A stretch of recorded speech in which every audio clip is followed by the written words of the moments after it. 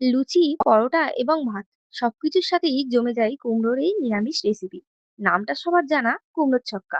একদম নিরামিষ ভাবে একটা সিক্রেট মশলা দিয়ে বানিয়ে নেবো আজ কুমড়োর ছক্কা। প্রথমেই কুমড়ো আর ৩টে মাঝারি সাইজের আলু ডুমু ডুমু করে কেটে নিচ্ছি। আর একটা মিক্সি জারে ১ ইঞ্চ মতন আদা আর ৩টে কাঁচা লঙ্কা পেস্ট করে নেবো। লঙ্কা কম দিচ্ছি যেহেতু কয়েকটা কাঁচা লঙ্কা আমি চিড়েও দেবো। এবার ভাজা মশলাটা রেডি করব। দিচ্ছি কড়াইতে গোটা জিরা, গোটা ধনে, দারচিনি আর লবঙ্গ আর এলাচ আর একটা তেজপাতা টুকরো টুকরো করে একটু ছিঁড়ে দেবো।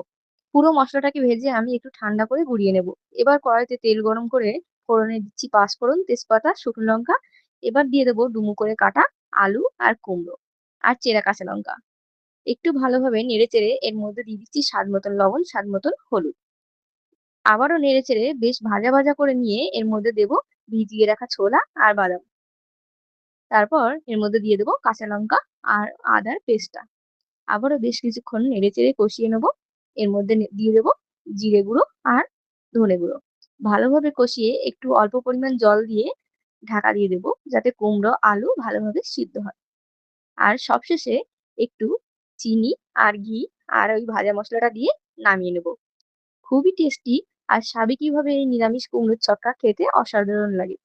একবার এভাবে বানিয়ে জানিও ঠিক কেমন লাগলো।